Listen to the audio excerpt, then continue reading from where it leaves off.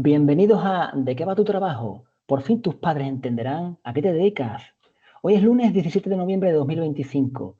Soy Jesús Marrone y me acompaña Mario Garcés, que está en Castejón de Sos.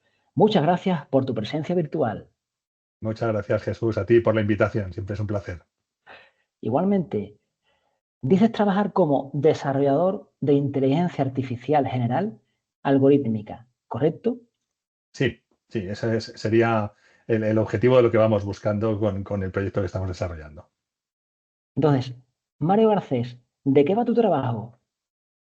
Bueno, a ver, mi trabajo como CEO de una startup tiene varias facetas, ¿no? Entonces, empiezo por la más técnica y luego, si quieres, te cuento el resto de cosas que están colateralmente relacionadas con eso, ¿no?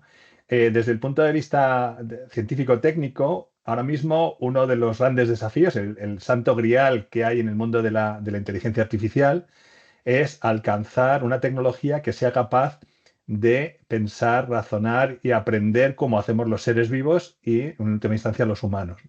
Eso, a fecha de hoy, que sepamos, no se ha alcanzado, no lo ha alcanzado nadie. Tenemos sistemas de inteligencia artificial, que son los que estamos utilizando todos los días, los chat GPT, los agentes, etcétera, etcétera, pero todavía no hay ningún sistema que haya demostrado la capacidad cognitiva humana.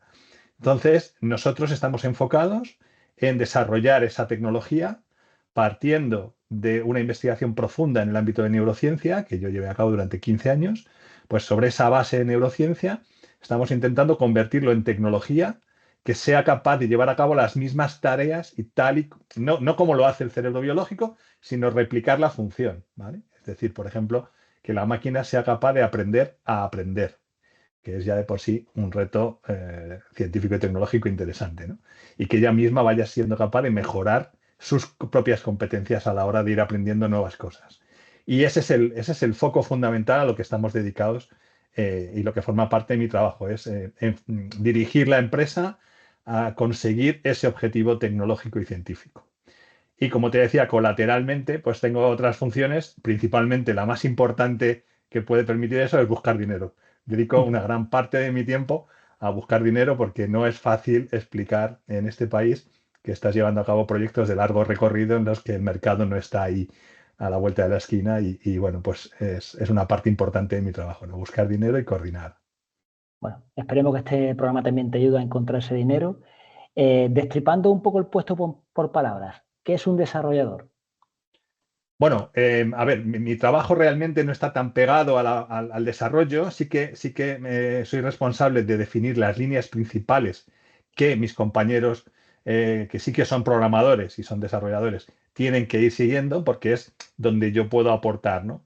Digamos, yo defino lo que es la arquitectura a nivel conceptual y ellos lo van convirtiendo en líneas de código. Entonces, sobre lo que ellos hacen, yo evalúo, realimento, aporto modificaciones o visiones y ellos reincorporan. Entonces es un proceso de ida y vuelta en el que vamos gradualmente desarrollando cada vez más y aproximando más ese objetivo técnico que vamos buscando, ¿no?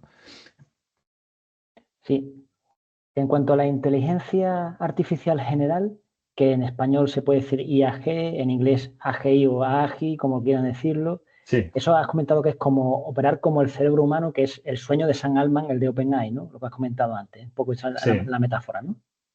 Sí, a ver, ese es el sueño húmedo de todos los CEOs de todas las Big Techs, ¿vale? Y de parte de las startups del mundo. Básicamente es un desafío fundamental por tres motivos fundamentales, ¿vale? Y es que estamos intentando replicar el sistema más complejo que conocemos en el universo. No hemos encontrado nada más complejo que el cerebro humano. No conocemos prácticamente nada de su arquitectura, de cómo está biológicamente construido. Tampoco conocemos mucho de su dinámica.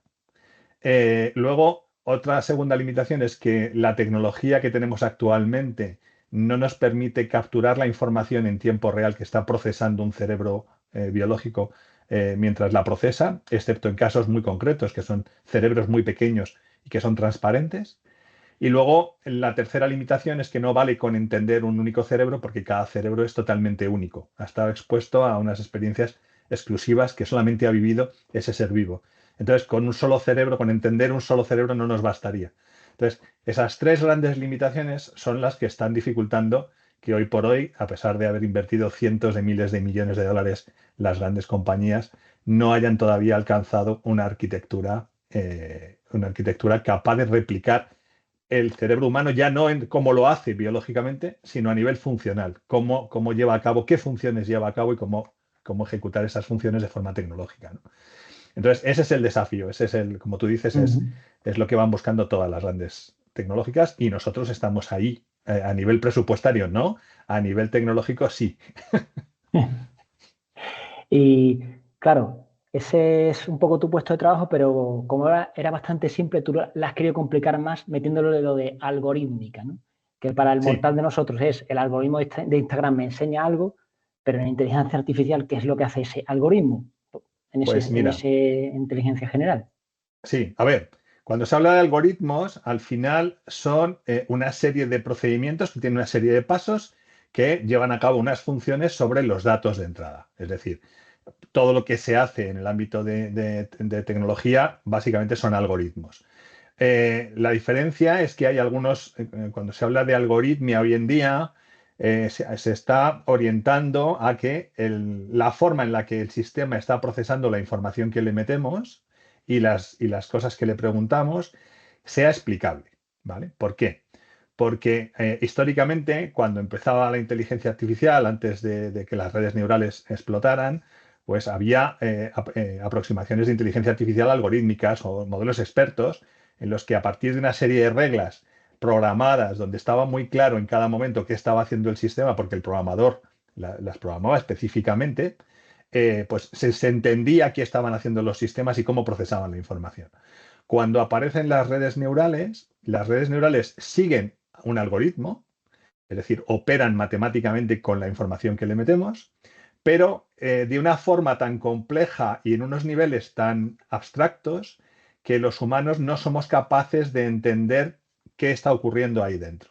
Entonces, hoy en día, cuando se habla de algoritmia, estamos entroncando con esa idea clásica de la inteligencia artificial en la que los procesos que se están llevando a cabo en esa tecnología son explicables y se entienden y un ser humano puede entender lo que está haciendo. ¿Por qué nosotros hablamos de algoritmia, de inteligencia artificial general algorítmica? Pues por una sencilla razón. Una de las premisas que yo necesito en nuestro diseño es que yo tengo que, para poder aportar valor en base a la investigación en neurociencia que he hecho durante tantos años, yo necesito saber exactamente qué está haciendo la máquina con la información. Si yo pongo una caja negra, una red neural, pierdo la trazabilidad. Ya no puedo decirle a la máquina exactamente que haga lo que yo quiero que haga. Entonces, para poder tener esa capacidad de control sobre qué hace y cómo lo hace, hemos definido como un axioma es que nuestra tecnología tiene que ser en todo momento trazable y explicable. Y eso, pues, nos genera una ventaja competitiva en comparación con quienes están utilizando redes neurales, pues que tienen un problema fundamental y es que no son, tienen cajas negras que no son explicables. Y eso tiene una serie de problemas, bueno, pues que luego si quieres profundizamos sobre ello. Entonces, la algoritmia hace referencia a eso, a que nuestra tecnología en todo momento es trazable y explicable. Sí, precisamente el invitado del programa número 6, Víctor Moreno Rivas, que es analista de ciberseguridad, me pasaba una pregunta que era que si vosotros podéis entender por qué la IA decide algo y seguir ese proceso paso a paso, ¿no? Que es un poco de lo que estás hablando. Eso es. Sí, mira, nosotros como esa premisa ha estado desde el principio en nuestro diseño, una de las ventajas que tenemos es que aunque todavía no hemos alcanzado la AGI o la inteligencia artificial general, sí que tenemos una tecnología parcial que creemos que ya tiene valor, de hecho la estamos empezando a ofrecer en el mercado. Entonces, esa tecnología parcial que estamos empezando a ofrecer, pues está pensada para resolver el problema de caja negra en algunos ámbitos específicos, ¿no? Pues, por ejemplo, para poder aportar trazabilidad a sistemas críticos como puede ser el control de tráfico. Los semáforos, tú no puedes meter una caja negra que no sabes en qué momento un semáforo va a hacer una cosa extraña y te va a generar un accidente. O en una planta de producción industrial, una planta química o en algunos negocios, por ejemplo, la ley de IA de la Unión Europea obliga a que los sistemas sean capaces de explicar cómo están tomando las decisiones por ejemplo, a la hora de concederte un crédito o de denegarte una póliza de seguro de salud, ¿no? Entonces, hay un montón de ámbitos que estamos encontrando que, por haber definido nuestra tecnología como trazable desde el principio, pues aunque ya tenemos esa tecnología parcial que todavía no es la total, ya nos permite aportar valor a muchos de los problemas que hay planteados ahora mismo. Esa caja negra no es la misma de los aviones, ¿no? ¿El término es el mismo o no? El término Es es el distinto. mismo. Sí, se supone que en los Sí, aviones lo que llevas es una grabadora de datos. eso. El concepto de caja negra, cuando se habla te pongo un ejemplo Sí. sencillo. Por ejemplo, se entrenó una red neural para diferenciar perros de lobos, ¿vale? Y en un momento determinado, cuando la red ya hacía bien su trabajo, se auditó para saber qué variables estaba utilizando fundamentalmente para tomar la decisión de si era un perro o un lobo. Y se vio que era la nieve, si había nieve o no había nieve en las fotos, ¿vale? Eso desde el punto de vista del sentido común no tiene ninguna lógica, pero desde el punto de vista de los datos de entrenamiento, el modelo ya ha sido capaz de encontrar una correlación estadística en que la nieve era un gran predictor de que eso fuera un lobo y Mm. utilizaba la nieve como un elemento de referencia. Entonces, eso te define por qué no podemos confiar en esos sistemas de red neural, porque no sabemos qué han aprendido, no sabemos Mm. en qué momento van a dar una respuesta errónea y no sabemos muy bien cómo están relacionando la información, qué sesgos ha encontrado en la información que le hemos dado. Sesgos que a lo mejor ni siquiera nosotros hubiéramos detectado, ¿no? Sí, por ejemplo, yo pregunté a ChatGPT, dame un color, y yo sabía que me iba a dar el azul, y me dio el azul, porque será el más común. O Ujú. ahora le he preguntado un número, me ha dicho el 7. Pero, hace poco se puso de moda no sé si era el 33, que todas decían el 33. O Sí. sea, y un poco, claro, no te va a decir un color no te va a decir 2.056.000 o un color no te va a decir blanco roto, ¿no? Pero también es porque responde un poco como nosotros o porque le hemos metido esos datos para que diga eso. Bueno, a ver, son modelos estadísticos muy complejos. Ten en cuenta que han procesado toda la información que hay en Internet. Entre la información que han procesado hay información correcta, información incorrecta. Hay sesgos que ni siquiera sabemos que existen. Hay correlaciones espurias que no tienen nada que ver. Igual cualquier día le preguntas cuál es la respuesta a todas las preguntas del universo y te dice la famosa respuesta de la guía del autoestopista galáctico, ¿no? El 42. Esa es la respuesta universal.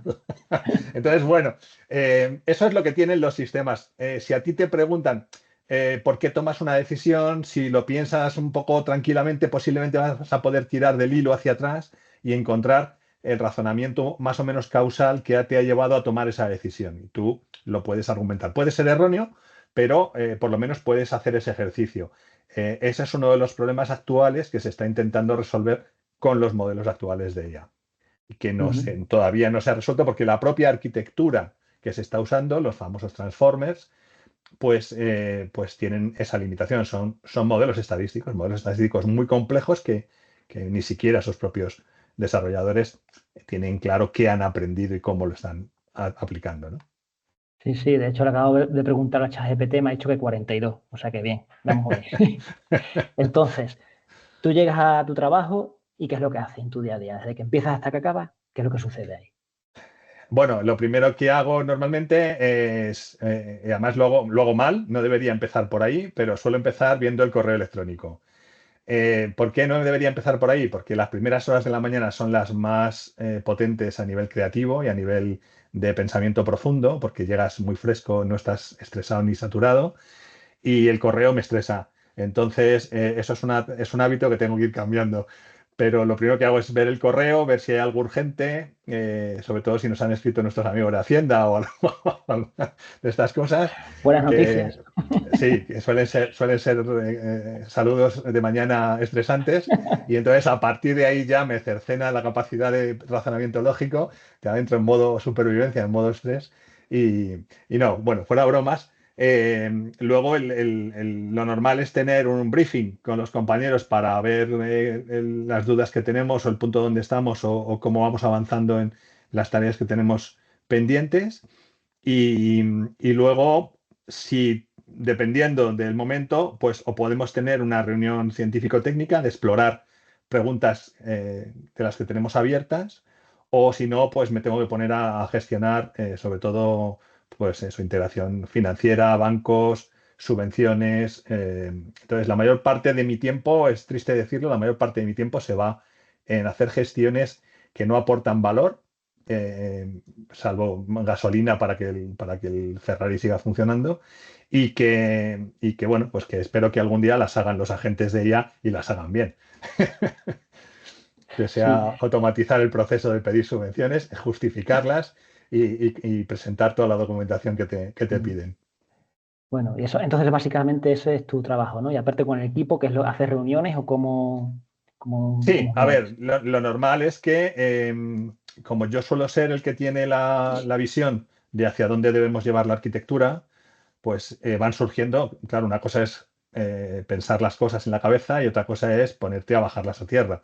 Van surgiendo preguntas, imprevistos que hay que ir resolviendo, hay que ir encontrando nuevas aproximaciones, haciendo pruebas, cambiando la estrategia. Entonces, todo eso, en general, el equipo me realimenta ese tipo de preguntas, esas dificultades que se van encontrando, y yo trato de buscar momentos en los que ponerme a pensar posibles soluciones para luego compartirlo en una sesión de ideas, de brainstorming, donde, bueno, pues juntos vamos explorando posibles soluciones para lo que nos supone una traba en el desarrollo, ¿no?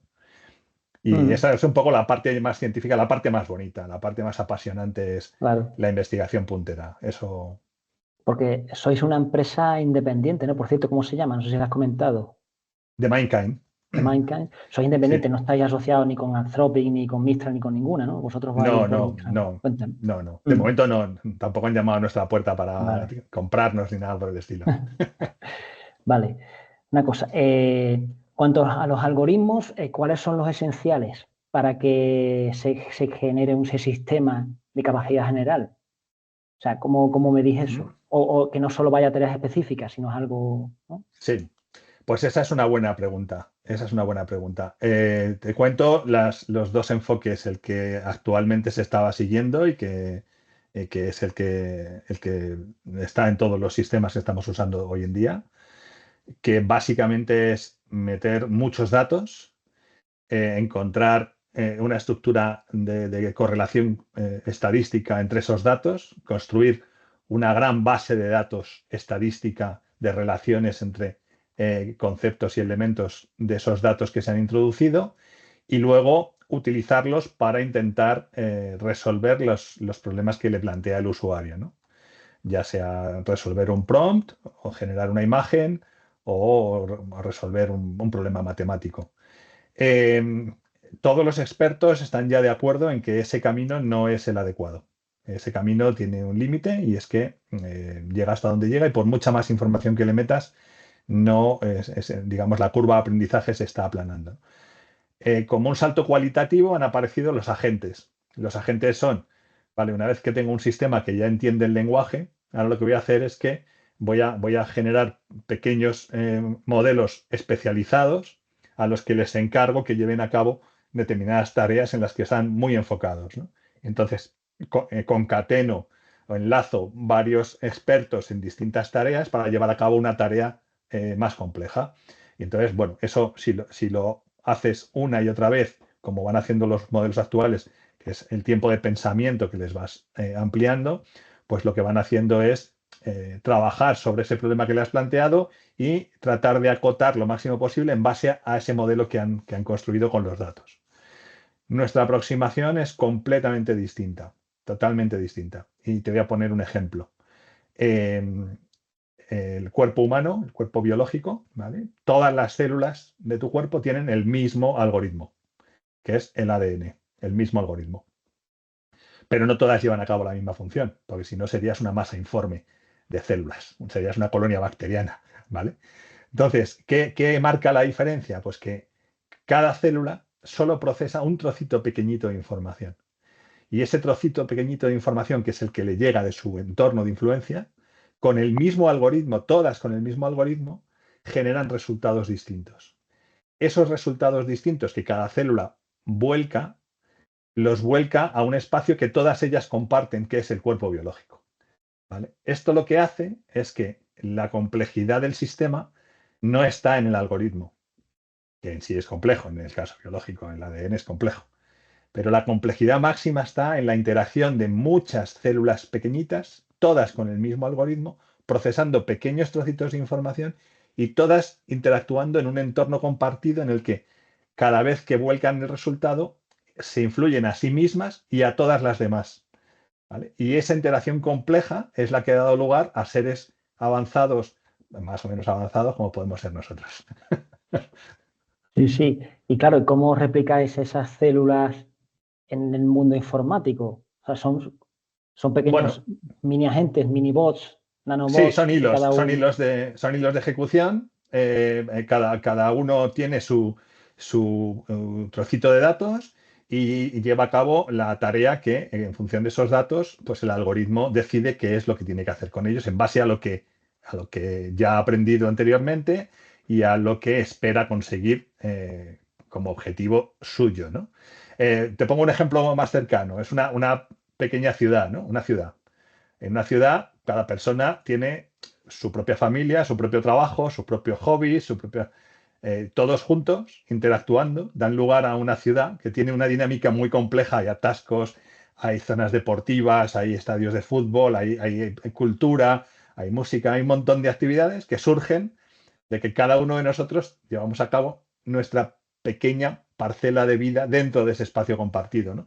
Pues esto es un poco lo mismo. Lo que hace es que tienes muchas células o muchas personas, agentes independientes, llevando a cabo su propia vida, intentando resolver sus problemas, pero a su vez tienen que encontrar un equilibrio en el que para resolver sus problemas tienen que tener cuidado de no empeorar los de los otros, de forma que al final el conjunto obtiene lo mejor para cada agente y para el conjunto en global. No sé si eso... Sí, sí, sí, más o menos sí. Y luego hay una unidad central de procesos como un Tron o algo así que decide todo o que crea las células, las creáis vosotros como esas personas. No, la idea es que la propia información que viene del entorno es la que genera que aparezca una nueva célula y que se ponga a procesar un trocito de información nuevo pues, que antes no estaba procesado o que ha vuelto a aparecer y ya conoce anteriormente, ¿no? Entonces, es el propio entorno el que define, igual que en el cuerpo humano en el cuerpo biológico, son los factores de transcripción y la química alrededor de las células, las moléculas que están en su entorno, las que definen qué función va a cumplir, cómo se va a especializar esa célula, ¿no? Si va a ser una célula del pulmón, si va a ser una célula de la piel o va a ser una célula, una neurona. Pues Mm. esto es un poco lo mismo. El contexto es el que define qué función lleva a cabo el algoritmo. Y antes has mencionado lo de que ahora mismo se vuelcan muchos datos para que se nutra la inteligencia artificial. Justo acabo de leer en Shataka que Jan LeCun, uno de los referentes de la IA, Ujú. que está ahora mismo en Meta, pero bueno, parece que se va a ir porque él dice que sí, que eso no es, que ese no es, como dices tú, eso está agotado y no es gastar mucho dinero para algo que va a ser limitado. Y él dice que, acabo de leer, que están buscando los modelos del mundo, world models, como Sí, que aprende como si fuera un bebé de la información visual y correcto. entonces puede predecir cosas, planificar acciones y un poco así, ¿no? Que un poco una utopía o es realizable esto. Bueno, ese es el enfoque que nosotros llevamos siguiendo desde que empecé con la empresa y sobre todo con mi equipo hace 3 años, más de 3 años, 3 años y medio. Ese es el enfoque que hemos seguido desde el principio. De hecho, nosotros hemos generado un entorno de realidad virtual donde nuestra inteligencia artificial la ponemos a prueba para ver si resuelve los desafíos que se va encontrando. Pues ahí tiene que buscar comida, tiene depredadores, puede tener frío, tiene que buscar un refugio. Hay fuego, si se acerca demasiado se quema, pero si no cocina la comida, pues no obtiene el mismo rendimiento energético que si la cocina, pero para cocinarla tiene que acercarse un poquito al fuego sin quemarse. Bueno, pues todas esas interacciones complejas las va aprendiendo como sería un niño, como haría un niño. Y ese es el camino que hemos seguido desde el principio. Ahora todo el mundo está virando a eso porque es lo lógico. Y ahí es donde, bueno, pues ahí es donde los presupuestos marcan la diferencia. Nosotros vamos pues muy despacio porque no tenemos los recursos que tienen ellos, ¿no? Pero es interesante porque, bueno, pues el hecho de que se vayan validando el enfoque que tú has seguido desde hace esos 3 o 4 años, pues obviamente te dice, estamos en el camino adecuado, en un momento determinado resonaremos con alguien que dirá, "Oh, estos tíos a ver qué saben, a ver qué están haciendo, ¿no?". Es importante, la memoria. ¿Cómo guarda ese sistema en memoria para decir, oye, me he quemado, ya no voy a volver a quemarme, a no ser que sea un poco masoquista, ¿no? Pero ¿cómo lo guarda en su memoria y cómo lo replica a todas las células? ¿Cómo se va guardando eso porque no sé si tenéis otras muchas o solo una IA general o tenéis varias distintas, no sé si me explico. Sí, a ver, al final la información que el sistema va aprendiendo, digamos, si nosotros en esa isla desierta tenemos un avatar y ese avatar es la entidad que despliega la inteligencia artificial. Ese avatar tiene muchos procesos, ¿vale? Y procesa toda la información sensorial que le llega desde el entorno, ¿no? Esa información la va almacenando en una estructura de memoria que, como hemos dicho, tiene que ser trazable, porque si no, no podríamos saber qué es lo que va aprendiendo. Y eso se llama un grafo de conocimiento. Un grafo, básicamente, lo que almacena son conceptos y relaciones entre conceptos, ¿vale? Entonces, puede relacionarlos de formas muy distintas. Puede relacionarlos de formas estadísticas. Mira, cada vez que pasa esto otro. O puede relacionarlos de forma causal. Cada vez que ocurre esto, se genera esto otro. ¿Vale? Entonces, el tema de la causalidad como una diferencia entre algo que simplemente ocurre simultáneamente y algo que tiene una causa que produce un efecto, es una de las áreas de trabajo más importantes que estamos haciendo. Y toda esa información se almacena en un grafo de conocimiento que se utiliza cada vez que aparece, cada vez que el sistema, digamos, el sistema funciona por unidades de tiempo, ¿no? En cada iteración, pues él procesa la información que le está llegando y esa información mira lo que ya conoce, pues tiene alguna respuesta, tiene algo de información para poder responder y lo que no conoce, pues lo almacena nuevo. Y a partir de ahí va modificando su comportamiento conforme va aprendiendo nuevas cosas. Por ejemplo, si descubre que para protegerse de un depredador, en la isla hay un lobo que le ataca, pues puede encontrar que utilizando el hacha consigue defenderse del lobo. Bueno, pues eso lo aprende y a partir de ese momento ese conocimiento queda almacenado en el grafo y es capaz de aplicarlo para protegerse del lobo y ya no tiene que huir, sino que puede enfrentarlo de otra forma, ¿no? Sí, volviendo un poco a la trazabilidad, me ha recordado esto de que igual mucha gente no lo entiende y que la informática uno más uno a veces no es dos, porque puede estar sobre recalentado el ordenador, por ejemplo, o que uno hace cosas y no sabe cómo ha sucedido lo que ha hecho. Por ejemplo, me ha recordado, tendría yo 11 años, el videojuego Aspar GP Master, lo tenía en Astra, yo leí las instrucciones del juego y luego estaba la historia de cómo hicieron el videojuego. Y dice que los de Dynamic estaban un día programando el videojuego, entonces lanzaron, ¿no?, el videojuego y se dieron cuenta de que los pilotos no iban, ellos pensaban que iban a ir todos, los pilotos, claro, uno a uno, ¿no? Pues por lo visto, unos adelantaban, otros no, y decían, no sabemos cómo ha sucedido esto. Un poco lo mismo, ¿no? A veces hacéis cosas y dices, bueno, y ahora ¿qué tecla hemos pulsado, qué operación matemática ha seguido esto, Ujú. ¿no? Sí, pues mira, eso es interesante porque eso se ve muy bien en sistemas no lineales. Lo que se entienden por sistemas no lineales son aquellos en los que, no voy a meterme demasiado en arena, ¿vale? Un sistema determinista es en el que si tú empiezas siempre con los mismos datos, el sistema siempre va a hacer lo mismo, ¿vale? En un sistema lineal tú puedes predecir lo que va a hacer y en un sistema no lineal, aunque sea determinista, aunque sepas exactamente qué pasos ha dado, nunca vas a saber lo que va a ocurrir hasta que ocurre. Entonces, en los sistemas no lineales, cuando los sistemas se realimentan a sí mismos información que ellos mismos generan, cambian su dinámica de una forma tan compleja que ya no es posible anticipar cuál va a ser el resultado antes de que lo ejecuten, ¿no? Entonces, claro, en sistemas muy complejos, como lo que estamos hablando, ¿no? Se intenta mantener la linealidad de los sistemas, porque son los que podemos llegar a entender. Cuando entran elementos no lineales, lo que tú dices, si un determinado chip a partir de una temperatura genera un cambio de un bit y ese cambio de bit, dependiendo del peso que tiene, hace que la operación se cambie completamente el resultado, pues puedes tener... Eso sería un poco parecido a las mutaciones en el sistema genético, ¿vale? A veces hay mutaciones favorables, a veces hay mutaciones perniciosas y la mayor parte de las veces son mutaciones neutras que no perjudican. Bueno, pues los sistemas tecnológicos tienen ese mismo tipo de cosas, ¿no? Que hay determinadas cosas que no son predecibles a priori y simplemente ocurren y no sabes muy bien porque han ocurrido. Otra cosa es estas inyecciones de comando que estamos escuchando ahora, ¿no? Que es simplemente subes una foto y resulta que la foto tiene un comando ahí que le está diciendo a la IA que haga algo. O copias el texto de una web y hay un texto en blanco con código malicioso, ¿no? Que eso, ¿y cómo prevenís? Pues porque si no se os cae el chiringuito, ¿no? ¿Cómo prevenís eso? Esa seguridad, ese firewall, no sé qué tenéis, esos muros para que eso no suceda. Bueno, nosotros todavía no hemos llegado al ámbito del lenguaje y te explico, defino.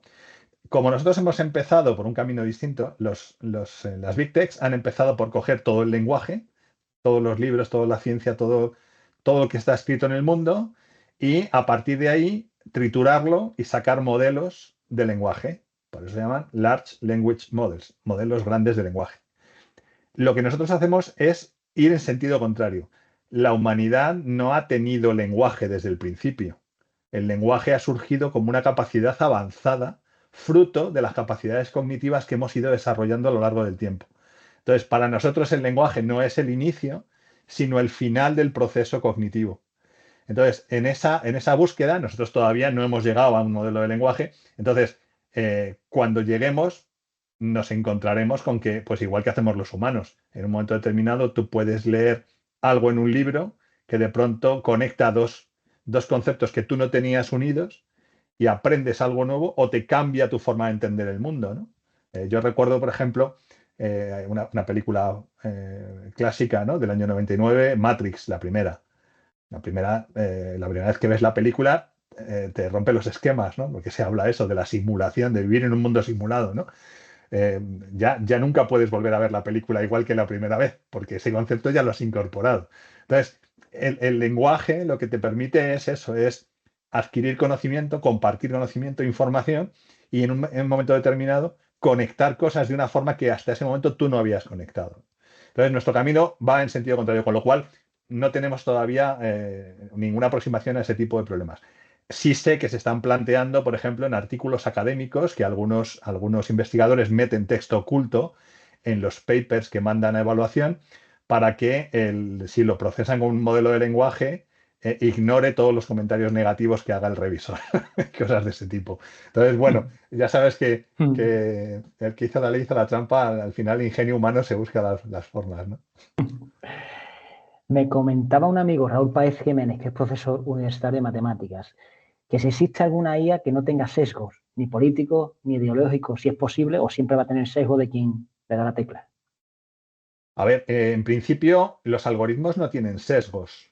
Lo que tienen sesgos son los datos.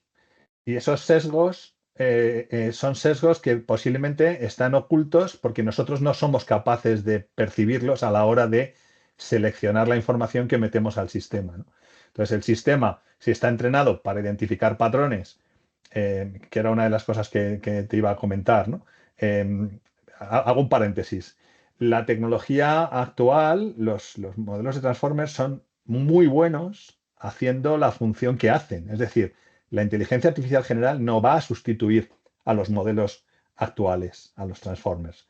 Va a complementarlos, va a hacer cosas que los modelos de lenguaje no son capaces de hacer, pero son capaces de hacer cosas muy interesantes.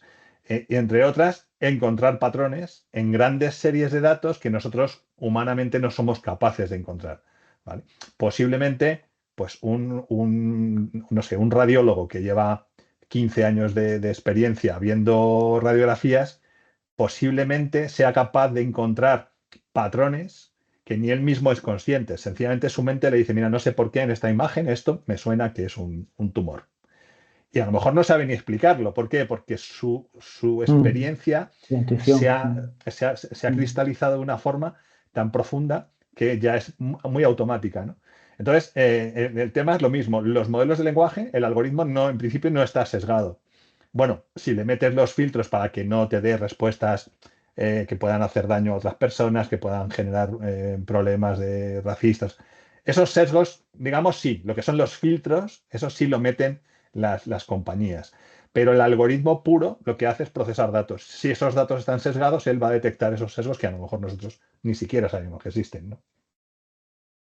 ¿Le hacéis pruebas a esta inteligencia artificial en el sentido, por ejemplo, el típico, oye, va a un tren y va a matar a una persona, a 5 personas, y le das a la manivela, mata solo a uno, esas cosas para ver qué es lo que haces? todavía no estamos en ese punto. Pero sí, Y, sí, llegará un momento en que tendrá que tomar decisiones éticas. Y eso es muy interesante porque la información ética o el comportamiento ético, ¿por qué lo aprendíamos nosotros? ¿Por qué lo aprendemos nosotros cuando nacemos y cuando crecemos? Porque nos educamos en sociedad. Y si no tenemos ese comportamiento, en general, una de dos, o llegamos a presidentes de algún gobierno o nos extinguimos, ¿vale? Entonces, es interesante porque son la recompensa o los castigos que recibimos de nuestra interacción social los que nos permiten ir acotando si eso que hemos aprendido encaja con los valores éticos que debe tener una persona dentro de una sociedad, buscando el bien común, etcétera, etcétera, ¿no? Entonces, claro, eso se lo puedes enseñar, se lo puedes meter como un texto de ética y él lo incorporará hasta cierto punto, pero claro, llega alguien, mete un prompt un poco ingenioso y se salta esa ética, entonces consigue que el modelo de lenguaje le dé una respuesta que no debería haberle dado, ¿no? Pues mm, ahí está, es que no es un principio fundamental, sino que ha aprendido un texto sí, que habla de ética. sí, sí. Y en cuanto a la IA general, no solo eso, sino que puede tomar decisiones peligrosas ella misma, ¿no? Entonces, ¿cómo hacéis para bloquear o que ella entienda no puedes hacer esto, aunque sea posible, no es bueno? Pues eso tiene que ver con la trazabilidad y con la explicabilidad. El hecho de que tú puedas ver, mira, hay un ejemplo, si no lo habéis visto y a lo mejor tus oyentes les interesa, ¿no? Hay una serie que se llama Westworld, que es sobre todo la primera temporada, ¿no? Donde se pone en Sí. manifiesto. Entonces, es interesante porque es un parque de atracciones donde hay robots humanoides con supuestamente libre albedrío. Ellos creen que tienen libre albedrío, son como personas, ¿no? Pero es gracioso porque cuando les pasa algo y los llevan al taller, tienen una tablet, los técnicos tienen una tablet donde antes de que el robot haga algo, aparece la secuencia de pensamiento que está siguiendo y qué va a hacer a continuación, ¿no?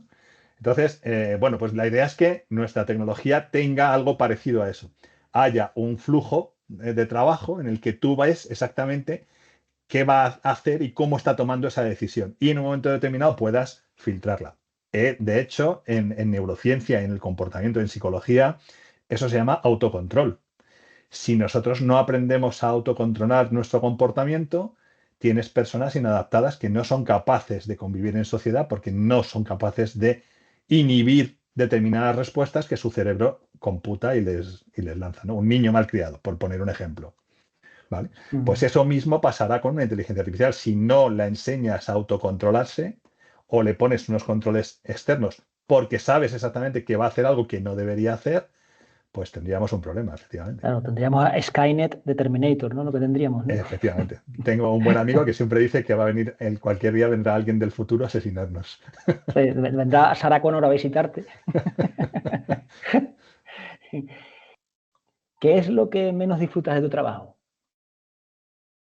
Eh, el papeleo es infernal, es infernal. En los últimos años, los temas fiscales, los temas de justificaciones, es verdad que se debe gestionar muy bien todo lo que es dinero público. Nosotros, sobre todo estos años, hemos vivido principalmente de dinero de subvenciones y de dinero público y está muy bien que se rastree y se audite.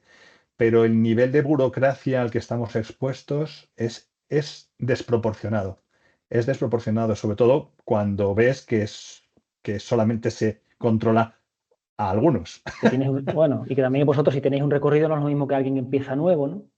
Debería ser distinto. No, y que además, por ejemplo, te pongo un ejemplo sencillo. Nosotros, todas las subvenciones que nos han concedido y que nos han pagado, las hemos tenido que justificar contablemente, con sus facturas, con su memoria técnica, su memoria de ejecución, con una auditoría de cuentas hecha por auditores externos, etcétera, etcétera. Bueno, pues no es suficiente. Todavía te llegan y te piden que vuelvas a justificar otra vez con toda la documentación que os dan. Entonces, la sobrecarga burocrática está fuera de control. O sea, a alguien se le ha ido Mm, la pinza con la mm, supervisión burocrática, ya te digo, en nuestros casos, porque hay otros casos donde parece que no hay mm. tanta supervisión. Por el contrario, ¿qué es lo que más orgullo te da de tu oficio? Pues entrevistas como esta, ¿no? Donde puedes compartir, a mí una de las cosas que siempre cuento como anécdota Es que yo desde muy pequeñito recuerdo, tenía 4 años, me regalaron un libro para niños de la Isla del Tesoro, una versión infantil de la Isla del Tesoro, ¿no? Y recuerdo la página central de aquel libro, que a mí me parecía muy grande, a lo mejor no era tan grande, pero yo era más pequeño, estaba el mapa de la Isla del Tesoro. Y yo recuerdo estar meses planeando cuánta madera teníamos que comprar, dónde íbamos a construir el barco para ir a la Isla del Tesoro, porque yo tenía el mapa de la Isla del Tesoro. Han pasado 50 y tantos años y sigo reconociendo en mí ese niño.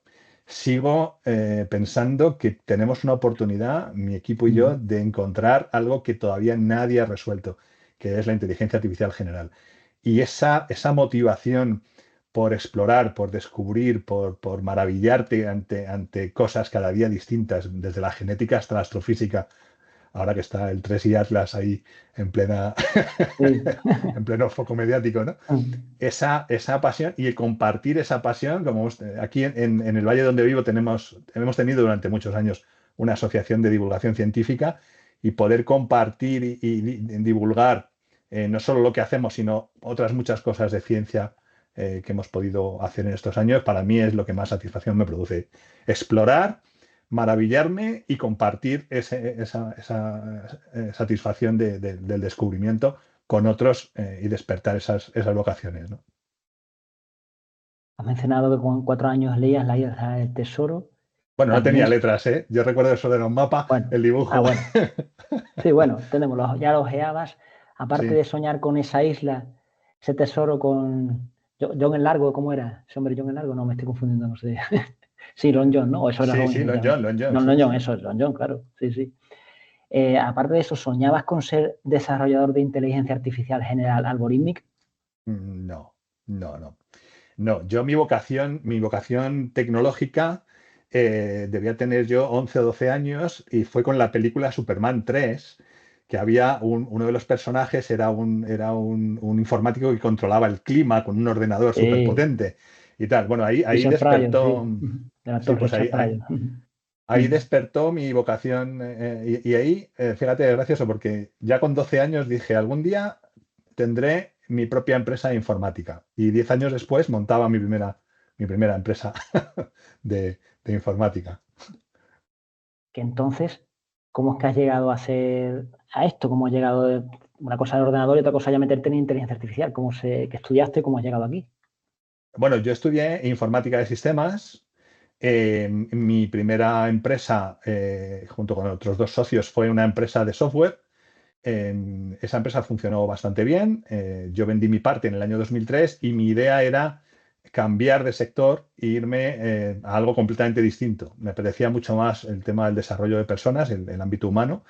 Y entonces me vine al Pirineo a montar un hotelito rural y una consultora de recursos humanos que iba a utilizar ese hotelito rural como infraestructura para llevar a la gente a la naturaleza y enseñarles a usar la naturaleza de una forma para mejorar el bienestar psicológico y físico de las personas. Empezó la crisis económica, ese proyecto se quedó parado y como había ganado dinero con la informática y había vendido mi casa en Madrid, pues dediqué los siguientes 15 años a hacer investigación básica en neurociencia, que es lo más habitual en estos casos. Fruto de esa investigación, en el año 2019 publiqué una primera parte de la investigación, del total de la investigación. No está publicada entera. La parte que no está publicada es la base, digamos, el secreto empresarial sobre el que estamos construyendo ahora la tecnología. Pero justo coincidía que había pegado un salto cualitativo el ámbito de la inteligencia artificial desde 2016, que habían empezado con los transformers, etcétera, etcétera. Y bueno, pues me planteé si toda esa investigación en neurociencia podía aportar valor al ámbito de inteligencia artificial y, más concretamente, intentar llenar el hueco para llegar a la inteligencia artificial general. Y bueno, pues ahí empezó esta nueva etapa tecnológica. ¿Qué tipo de bromas soléis gastar con los compañeros? O al nuevo que llega, no sé si tenéis alguna. A ver, somos todos perfiles muy técnicos, ¿eh? En general, en eso somos muy sosos. ¿Sí? Bueno, Sí, seguro que luego de alguna ah, me dice. y además Entonces, somos un equipo pequeño y con muy buena relación entre todos. Entonces, no, me imagino que luego cuando surjan equipos más grandes y cuando vayamos creciendo, pues ahí surgirán dinámicas más diversas. Pero ya te digo que era Mm, básicamente lo más divertido que hacemos, pues era alguna barbacoa o algún día ir a escalar juntos, o mm, etcétera. Bueno, ahí, eso sí. mm. ¿Cómo manejas el estrés? Pues en la montaña, en la montaña. Yo, eso que pretendía enseñar, para mí ha sido la naturaleza y en concreto la montaña. Yo vivo en el Valle de Benasque, que es el valle más agreste, uno de los más agrestes del Pirineo. Está conformado por los dos macizos más grandes del Pirineo, el macizo de Aneto Maladetas y el de Possets. Entonces, esto es un lugar privilegiado para disfrutar de la naturaleza, ¿no? Y a mí la naturaleza, porque he resuelto muchas experiencias vitales extremas gracias a la naturaleza, es la herramienta que utilizo de forma sistemática para gestionar el estrés, ¿no? Entonces, te vas por ahí, te pierdes en un bosque de hayas, subes por ahí, ahí te sientas en una cima y miras tus problemas, se quedan ahí abajo. Y desde ahí eres capaz de encontrar la serenidad para generar alternativas y buscar opciones para resolverlos, ¿no? Y es lo que me ha salvado la vida varias veces y me sigue aportando mi herramienta de bienestar. Ujú. ¿Cada cuánto tiempo piensas en renunciar? De vez en Sé cuando. sincero, sé sincero, luego te vas Sí, a la montaña y vuelves, pero sé sincero. sí, de vez en cuando es muy frustrante ver un entorno tan dinámico como es el de la inteligencia artificial, donde se están moviendo cientos de miles de millones en todo el mundo, que estés trabajando en la vanguardia, que hayas conseguido montar un equipo bueno, un equipo junior, pero bueno, de gente con máster o con doctorado, y que veas que no hay forma de conseguir la financiación para seguir compitiendo. Eso te desgasta muchísimo. Y llega un momento en que te dan ganas o de irte a Estados Unidos, a China, como me han propuesto en alguna ocasión, y te da mucha rabia, ¿no? Que Europa se está quedando atrás en todo lo tecnológico, se ha quedado atrás en el coche eléctrico, en las baterías, en los datos digitales, en los paneles solares, y ahora se está quedando atrás en la inteligencia artificial entonces, es muy triste tener esa sensación. Y es verdad que cuanto más tiempo pasa, te vas desgastando, más días piensas en tirar la toalla. Pero bueno, luego, digamos, hay días de estos que te levantas con una idea genial que dices, quiero explorar esto y eso te vuelve a dar energía para olvidarte de esas limitaciones y seguir luchando, ¿no? Entonces te ves en este oficio hasta que te jubiles, ¿no? Eh, a ver, yo creo que sí. O sea, ten en cuenta que es la vanguardia de la investigación, tanto no solamente en el ámbito tecnológico, sino también nosotros una de las cosas fascinantes es que mientras intentas resolver los problemas tecnológicos, vas descubriendo mecanismos que te pueden ayudar a entender cómo funciona el cerebro biológico y cómo funciona la psicología humana, ¿no? Entonces, ese triángulo entre neurociencia, tecnología y psicología son la vanguardia de la investigación. O sea, la última frontera es la conciencia humana, el tratar de replicarlo es la última frontera tecnológica y la base fisiológica de cómo ha surgido eso y cómo ha evolucionado y cómo somos capaces de hacer lo que hacemos es la neurociencia. Entonces, son tres fronteras de vanguardia a nivel científico en la que cualquiera de ellas da para varias vidas de investigación. Entonces, vamos, yo desde luego no creo que me falte trabajo en ese sentido. ¿Tú crees que vamos a ver nosotros esa inteligencia artificial general, alguna, que de verdad sea así? Yo creo O que no nos llega sí. todavía? Yo creo que sí, yo creo que sí. ¿Por qué? Por lo que te decía antes. Si tú intentas definir un sistema tan complejo como el cerebro humano, el cerebro biológico, lo más avanzado es el cerebro humano, eso es imposible. Ha habido proyectos en la Unión Europea, en Estados Unidos, el Human Brain Project y el Blue Brain Project, que han intentado replicar las conexiones fisiológicas de las neuronas virtualmente, ¿no? Se han dado cuenta de que esa complejidad es inabordable. No entendemos absolutamente nada de lo que está pasando ahí, ¿no? Ese no es el camino. En este momento no tenemos conocimiento ni tecnología para poder hacer eso.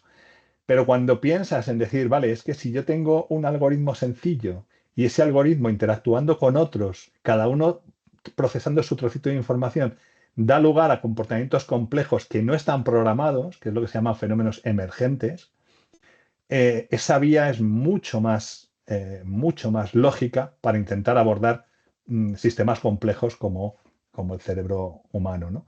Y esa es la que estamos siguiendo. Entonces, yo personalmente soy optimista. Creo que sí vamos a ser capaces de encontrarlo. No sé si Mm. seremos nosotros los primeros o llegarán otros antes, y ahí te meto una cuña publicitaria. Mete. Nosotros contamos con un conocimiento que ni Google, ni OpenAI, ni Microsoft pueden comprar ni adquirir en un laboratorio de neurociencia, ¿vale? Y tiene que ver con las limitaciones que te contaba antes. Tú puedes pinchar unas ratas o monos en un laboratorio, ver las neuronas, vale, vas a sacar un montón de información y de ahí pocas cosas en claro vas a sacar, ¿no? Puedes hablar con gente que ha vivido experiencias vitales, que ha encontrado soluciones y de ahí puedes sacar alguna aproximación. Pero no es fácil encontrar que coincida el investigador con las experiencias y con el modelo científico para explicar una serie de experiencias subjetivas, ¿no? Ese conocimiento que hoy no está disponible por limitaciones técnicas, que comentaba al principio, es con el que nosotros estamos tratando de salvar esa desventaja que tenemos en presupuesto con un conocimiento que ellos no pueden comprar en un laboratorio.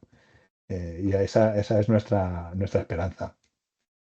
Claro, con ese escaso presupuesto, aparte de tener mucho talento, ¿cómo equilibráis esa eficiencia computacional, la complejidad del algoritmo, el no gastar más luz de lo que se permite, o que podéis, no sé, cómo hacéis todo eso?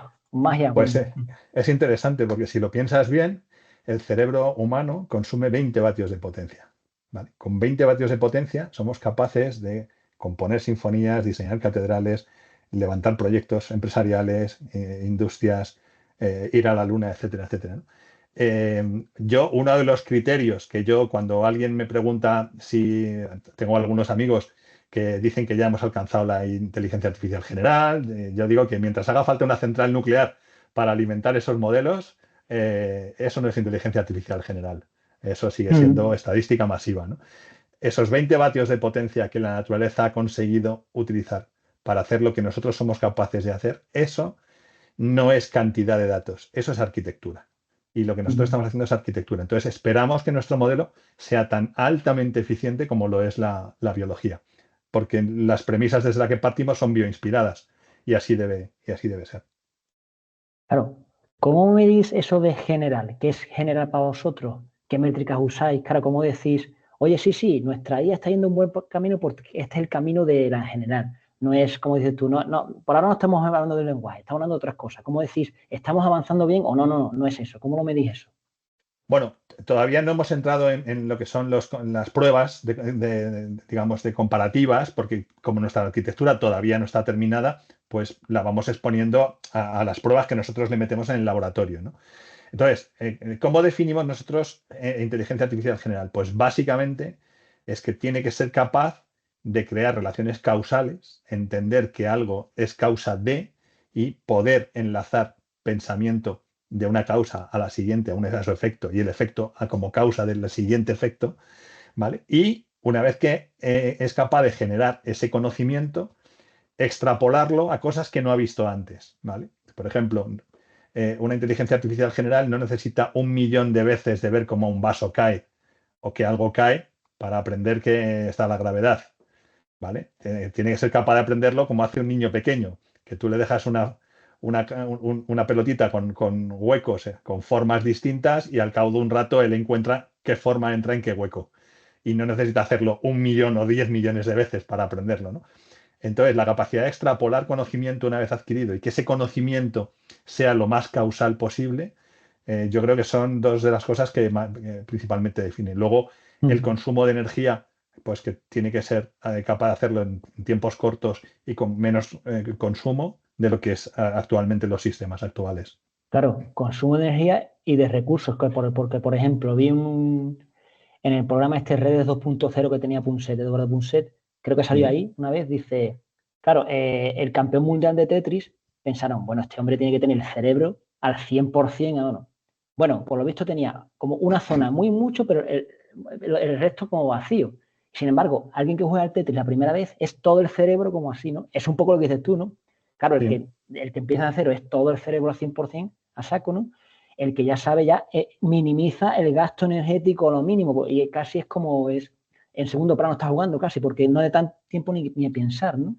Claro, mira, eso es una de las cosas que forman la introducción del artículo que tengo publicado en Neurociencia, habla del el principio de automatización, que lo que dice es, vale, una vez que he encontrado una solución eficaz para un problema, lo que tengo que hacer es hacerlo con el menor consumo de recursos en el menor tiempo posible y de la forma más sostenida. Entonces, automatizar lo podemos ver en cómo ha evolucionado la sociedad, ¿no? Primero automatizamos el tema de decir, pues si somos capaces de entender cómo funcionan las cosechas, pues todos los años sembramos en la misma fecha, recogemos y entonces hemos automatizado la alimentación. Ya no tenemos que estar ser cazadores-recolectores, sino que somos agricultores. Luego llega la revolución industrial y hemos automatizado los procesos de fabricación de las distintas piezas que conforman un mecanismo más complejo. Al principio es todo artesanal, pero a partir de un cierto momento se crean máquinas capaces de automatizar la mayor parte de esos procesos. Hoy en día, tú lo ves, hay plantas de fabricación de coches en las que prácticamente todo está automatizado. Muy pocas tareas las llevan a cabo los humanos, ¿no? Y suelen ser tareas pues, que necesitan movilidad fina de los dedos y sensibilidad fina para hacerlas, que todavía los robots no han llegado a hacerlo. Entonces, la automatización es uno de los pasos fundamentales para la optimización del consumo de recursos y de energía. Y eso es uno de los axiomas fundamentales sobre los que nosotros empezamos, ¿no? Sí, cuando pegó el petardazo hace un par de años ChatGPT, bueno, hace 2 años, 2 años y medio, 3 ya casi, claro, yo soy redactora y a mí me decían, ¿te estás preocupado? Digo, yo no porque eso me va a ayudar a mí. De hecho, yo no estoy preocupado porque alguien le tiene que dar el botoncito. Y yo quiero ser el que le dé el botoncito. El problema es que con la inteligencia artificial en general, ya ella misma sola se dará el botoncito, ¿no? Ya va a tomar decisiones ella misma de hacer cosas, ¿no? Sí, sí, la idea es que la propia máquina sea capaz de fijar sus objetivos, sus motivaciones para alcanzarlos y encontrar las estrategias para conseguirlos, ¿no? Siempre, como digo, dentro de la trazabilidad y del control, el autocontrol primero y luego el control externo por nuestra parte. Pero, claro, yo siempre en las charlas o en las oportunidades que tengo, siempre lo comento. Ahora sería buen momento para empezar a replantearnos sobre qué está construida nuestra identidad social, nuestra estructura económica y social. Porque si de pronto algo que ha sido la definición de la supervivencia humana, que es el esfuerzo y el trabajo, lo hacen las máquinas, ¿qué nos queda a nosotros para definirnos? Esto es como la gente cuando se jubila, que mucha gente de pronto pierde sentido, porque ya no tiene una Mm, identidad, o las mm, madres cuando los hijos se van de casa. mm. Bueno, pues esto como sociedad nos puede pasar, que una tecnología que desarrollamos de pronto sea capaz de hacer todos los trabajos que actualmente hacemos los seres humanos. Si no empezamos ya a sentar las bases de cómo vamos a modificar la sociedad para que eso no sea muy rápido, porque el problema no está en la tecnología, sino en los tiempos. La sociedad es muy lenta respondiendo, mucho más que el desarrollo tecnológico. Entonces, ahora tenemos la oportunidad de abrir ese melón y empezar a hacernos preguntas de qué pasaría si. Si no lo hacemos, pues reaccionaremos tarde, como siempre, e iremos a rastras y eso generará muchos más problemas de los que hubieran sido necesarios, ¿no? Aparte de recibir maravillosos correos de Hacienda, igual un día recibes un correo de tu propio modelo diciéndote, oye, que esto que estáis haciendo conmigo está mal, que mejor hacer esto, ¿no? Por ejemplo.